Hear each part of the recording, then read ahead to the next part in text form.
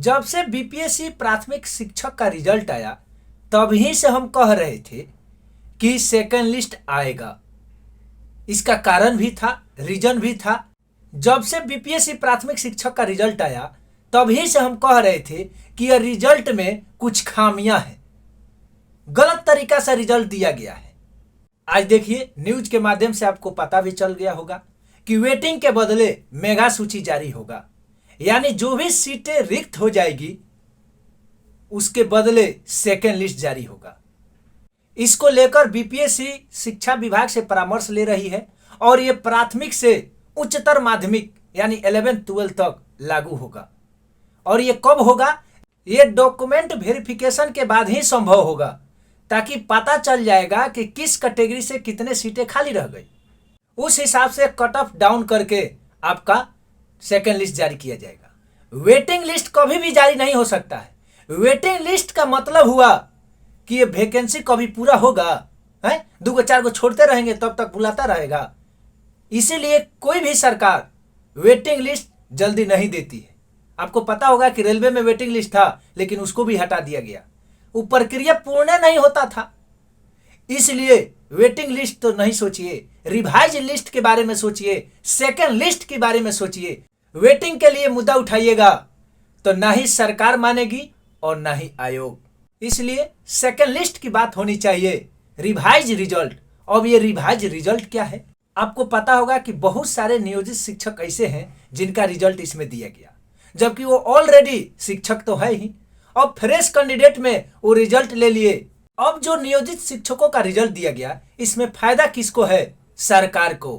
क्योंकि सरकार अपने विज्ञापनों पर, बड़े बड़े पोस्टरों पर यह कह देगी हमने तो प्राथमिक शिक्षक में 80,000 नियुक्ति दिया, लेकिन धरातल पर कितने नियुक्ति दिए गए? नियोजित शिक्षक को छांटिए के न, यानी जो वित्त सरकार पर जो भार लगेगी, जो सरकार को पैसा देना था, वो तो ऑलरेडी उस शिक्षक को दे ही रहे थे, है?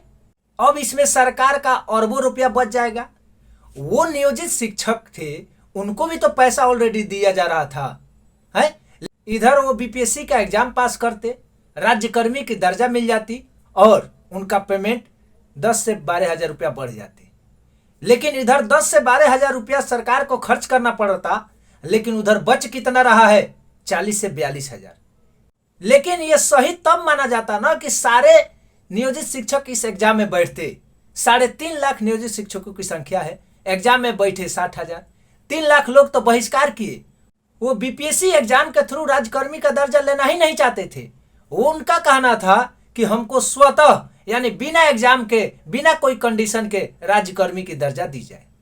हालांकि काफी जद्दोजहद करने के बाद सरकार भी एगो नियम लाई है जिसमें उनको विशिष्ट शिक्षक का दर्जा दिया जाएगा। और अभी जो बहाली चल रही है, सारी सुविधाएं उन लोगों को भी मिलेगा, लेकिन उनको अलग बीपीएससी के थ्रू एग्जाम होगा जो कि 3 बार में पास करना होगा।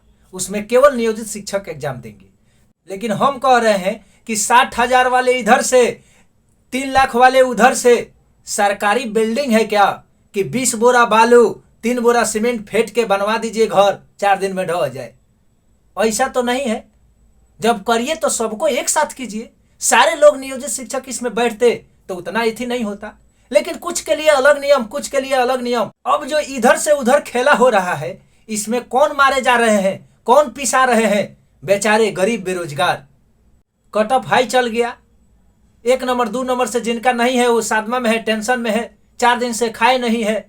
उनके सामने ज्वाइनिंग लेटर मिल रहा है, ट्रेनिंग भी शुरू हो गया है, वो बेचारा और भी सादमा में चला जा रहा है। दूसरा सबसे बड़ा ये है कि सीटेट अपेयरिंग वाले फेल हो गए, लेकिन बीपीएससी पास है।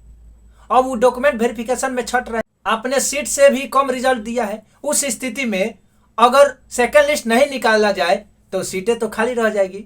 अब आगे फेज में वैकेंसी आ नहीं रही है और ये जो सीट खाली हो जाएगी, इसका क्या आचार डालिएगा? इसलिए सेकेंड लिस्ट जारी कर दिया जाए महोदय। कम समय और ऑथेंटिक न्यूज के लिए चैनल को सब्सक्राइब कर लीजिए। लाइक शेयर कमेंट तो आप करते ही हैं।